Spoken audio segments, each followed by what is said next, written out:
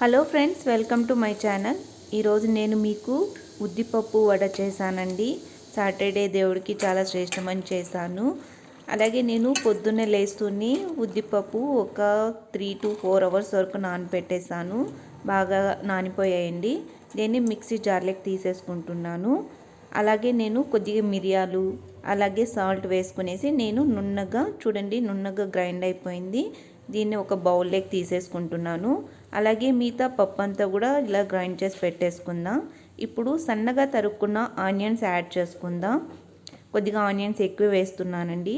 అలాగే పచ్చిమిరపకాయలు యాడ్ చేస్తున్నాను. తర్వాత కరివేపాకు యాడ్ చేస్తున్నాను. కొద్దిగా సోడా యాడ్ చేస్తున్నాను. అంతేనండి. దీన్ని బాగా మిక్స్ చేసుకోవాలి. మనం మిక్స్ చేసే దాంట్లోనే వడ పర్ఫెక్ట్గా వస్తుంది. నేనైతే దీన్ని బాగా ఇలా మిక్స్ చేసి పెట్టేసుకున్నాను. తర్వాత వాటర్లోకి ఇలా ఫింగర్స్ని తడుపుకునేసి ఇలా వడ చేసి వేసేసుకోవడం అంతేనండి.